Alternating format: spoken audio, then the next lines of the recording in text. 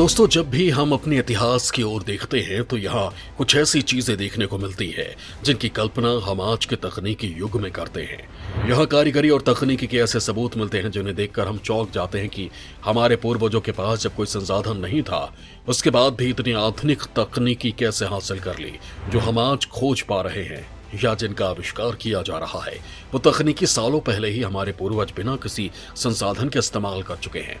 आज इस वीडियो में मैं आपको इतिहास की उन तकनीकियों के बारे में बताऊंगा जिन्हें जानकर आप चौंक जाएंगे कि क्या सच में सालों पहले ऐसा हो चुका है। क्या हमारे पूर्वज इतने ज्ञानी और तकनीकी के ज्ञाता रहे कि वो इतनी आधुनिक तकनीकी का इस्तेमाल किया करते थे। तो चलिए शुरू करते हैं ये दिलचस्प वीडियो और जानते हैं प्राचीन काल में इस्तेमाल होने वाली तकनीकी के बारे में। इसमें सबसे पहले आता है ऑटोमेटिक डोर। आज हर जगह ऑटोमेटिक डोर का इस्तेमाल किया जाता है। स्कूल हो या कॉलेज, दफ्तर हो या शॉपिंग मॉल, हर तरफ बड़ी बड़ी बिल्डिंग में ऑटोमेटिक डोर का उपयोग का प्रचलन बढ़ गया है। आपको ये ऑटोमेटिक डोर आज की तकनीकी लगती होगी, लेकिन दोस्तों ऐसा नहीं है। आज से कई शताब्दी पहले ही इस तकनीक का आविष्कार कर लिया गया था। इतिहासकारों का मानना है कि जब ग्रीक सभ्यता अपने चरम पर थी तब उस दौर में ऑटोमेटिक डोर का चलन शुरू हो गया था। यहाँ सबसे पहले एक मंदिर के लिए इस तरह के डोर का इस्तेमाल किया गया था जो रस्सी और पुलिंग की मदद से काम करता था, जो पूरी तरह से आज के ऑटोमेटिक डोर की तरह काम करता था। बताया जाता है कि इस तकनीकी के लिए पानी के भरे एक टब को गर्म किया जाता था और पाइपों के जरिए इसे भेजा जाता था। इससे प्रेशर बनता था और इस प्रेशर के कारण रस्सियां पुलिंग के कारण खिंच जाती थी और दरवाजा खुलता और बंद हो जाता था। ऐसे ऑटोमेटिक डोर को मंदिर के लिए काफी शुभ माना जाता था। एंटीडोट। दोस्तों, इतिहास में साम्राज्य को लेकर काफी बड़े बड़े युद्ध हुए हैं। हर कोई राज गद्दी पर बैठने का सपना देखता था। वहीं रोमन साम्राज्य की बात करें तो यहाँ राज गद्दी के लिए कब किसे कौन मार देगा इसका कोई पता नहीं चलता था। इन सब से बचने के लिए राजा अपने साथ शक्तिशाली अंगरक्षक के साथ साथ अपने खास गुप्तचर भी रखते थे जिससे वो अपने दुश्मनों के बारे में पता लगा सके। लेकिन इन सब के बीच एक राजा ऐसा भी था जिसने अपने अंगरक्षकों पर भी भरोसा नहीं किया। उसने खुद की रक्षा के लिए खुद को ही तैयार किया। रोमन साम्राज्य में दुश्मन को जहर देकर मारने की काफी साजिशें रची जाती थी। इसे ध्यान में रखकर उस राजा ने खुद को प्रतिदिन जहर देना शुरू किया। धीरे धीरे उसका शरीर इस काबिल हो गया कि कोई अगर दुश्मन उसे जहर देना भी चाहे तो उसका असर राजा के शरीर पर नहीं होगा। इसके साथ ही पॉइंट्स के राजा मित्रडेट ने ऐसी दवा का आविष्कार किया जो किसी भी जहर को काट सकती थी और राजा ने अपने चिकित्सकों के साथ मिलकर इस दवाई को और भी बेहतर बनाया। लेकिन समय के साथ साथ दवाई को बनाने की विधि भी लुप्त हो गई और आज बहुत सी ऐसी दवाइयों का आविष्कार हो चुका है जो जहर के असर को कम कर देती है। लेकिन इस दुनिया में ऐसे जहर भी हैं जिनका तोड़ आज भी हमारी साइंस नहीं निकाल पाई है।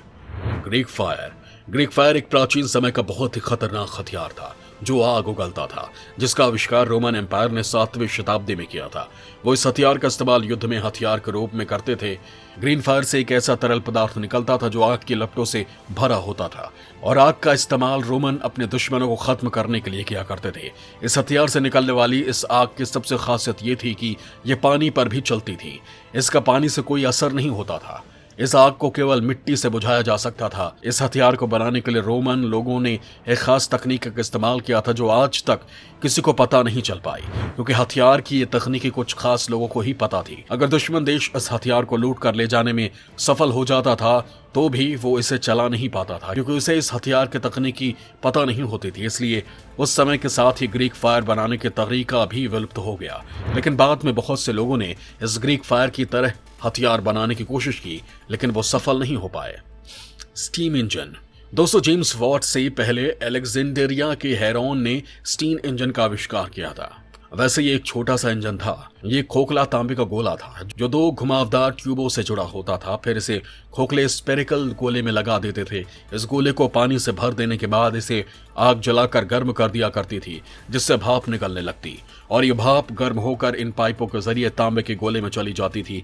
इस गोले में बने छेदों की मदद से भाप बाहर निकलने की कोशिश करती थी और इसी दौरान वो भाप प्रेशर बनाना शुरू कर देती थी, जिससे ये गोला घूमना शुरू हो जाता था। जब जेम्स वॉट ने स्टीम इंजन का आविष्कार किया तो वो भी कुछ इसी तरह से काम किया करते थे। इन दोनों का कॉन्सेप्ट काफी मिलता जुलता था। Vikings Sunstone. दोस्तों, आपने देखा होगा कि समुद्री यात्रा या हवाई यात्रा के दौरान दिशा जानने के लिए कंपास का उपयोग किया जाता है। आज से सालों पहले भी दिशा के बारे में जानने के लिए कंपास का आविष्कार किया जा चुका था, लेकिन जब कंपास का आविष्कार नहीं किया गया था तो लोग चांद, तारे और सूरज को देखकर दिशा का पता लगा लिया करते थे। इनमें से वाइकिंग्स ऐसे समुद्री व्यापारी थे जो सूरज और तारों को देखकर दिशा का पता लगाते थे, लेकिन सूरज हमेशा दिखे ऐसा जरूरी नहीं है। ऐसे में उनकी दिशा भटक जाना लाजमी था। लेकिन दोस्तों, इतिहास बताता है कि इन वाइकिंग्स के पास एक ऐसा पारदर्शी पत्थर था जिसे वो बादल होने के बाद भी सूरज की दिशा को देख पाते थे। बताया जाता है कि इस पत्थर के जरिए बादलों में छिपा सूरज दिख जाता था। इतना ही नहीं, रात को भी इस पत्थर के जरिए सूरज को देखा जा सकता था। उत्तरी यूरोप के कई देशों की पारंपरिक कथाएं आज भी उस सूर्यमणि का जिक्र करती हैं, जिससे अंतरिक्षीय हलचल की कई रहस्यमय जानकारियां प्रकट होती थी। रोबोट के नाम से हमारी आंखों के सामने मानव संरचना में मशीन की तस्वीर सामने आती है। आज विज्ञान इतनी तरक्की कर चुका है कि उसने इंसानों की शक्ल में बनाए ये रोबोट उसी की तरह काम करने के लायक बना चुके हैं। हमें ऐसा लगता है कि रोबोट आज के साइंस की देन है, लेकिन ऐसा नहीं है। आज से सालों पहले लियोनार्डो दा विंची ने एक प्रोग्रामिंग रोबोट बनाया था जो शेर की शक्ल में था। ये शेर राजा की सेवा में खुद को पेश कर सकता था। ये रोबोटिक शेर लकड़ी और लोहे से तैयार किया गया था। इसमें ऐसी तकनीकी डाली गई थी कि जो खुद ब खुद चल फिर सकती थी। इसके साथ ही ये आम शेरों की तरह सारी हरकत भी कर सकता था। यह उस जमाने के लिए एक चमत्कार की तरह ही था।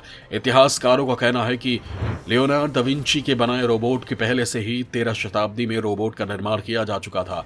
बगदाद के एक व्यक्ति ने एक प्रोग्रामेबल रोबोट बना दिया था जो एक मैकेनिकल म्यूजिक ग्रुप की तरह था। वो लोगों का मनोरंजन करता था। ना टूटने वाला कांच तो आपने देखा होगा, एकदम पारदर्शी और काफी नाजुक कांच देखने में बहुत सुंदर लगता है, लेकिन अगर ये गिर जाए या कोई भी चीज इससे टकरा जाए तो ये आसानी से टूट जाता है। आज तकनीकी की मदद से हमने कई कांच ऐसे तैयार किए हैं जिनको आसानी से नहीं तोड़ा जा सकता, और इनका इस्तेमाल फोन के डिस्प्ले की सिक्योरिटी के लिए किया जा रहा है। लेकिन हम यहाँ ऐसे कांच की बात करेंगे जिसे कभी तोड़ा ही नहीं जा सकता था। कहा जाता है कि रोमन साम्राज्य के समय में एक ऐसे कांच का आविष्कार हुआ था जो कभी टूट नहीं सकता था। इतिहासकारों के मुताबिक एक बार एक अनजान आदमी रोमन किंग टाइबेरियस की सभा में आता है और कहता है कि उसके द्वारा बनाया गया कांच का कटोरा कोई नहीं तोड़ सकता। उस अनजान आदमी के दावे को खारिज करने के लिए कांच के कटोरे को कई बार पटका गया और कई तरह से उसे तोड़ने की कोशिश की गई, लेकिन कांच नहीं टूटा बल्कि वो मुड़ गया। ऐसे में उस अनजान आदमी ने कांच को हथौड़े से पीट कर फिर से उसे कटोरे के शेप में ले आया। ये सब देखकर सम्राट टाइबेरियस और सभा के बाकी सभी लोग हैरान थे और उन्होंने उस व्यक्ति से पूछा कि इस कांच को बनाने की विधि किस किस को पता है। तो उस व्यक्ति ने जवाब दिया कि सिर्फ उसे ही इस विधि का पता है। उसके ऐसा कहते ही सम्राट ने उसका सिर कटवा दिया।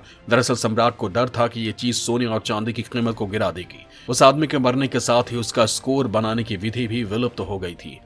तो दोस्तों, ये थे वो इतिहास के वो आविष्कार जो आज की तकनीकी के बराबर हैं, या फिर कहें कि शायद ये आज से भी कहीं आगे थे। ये कहने में कोई शक नहीं है कि इतने साल पहले की ये आधुनिक सोच और तकनीकी के परिणाम या आविष्कार आज हमारी तकनीकी को सच में चुनौती देते हैं।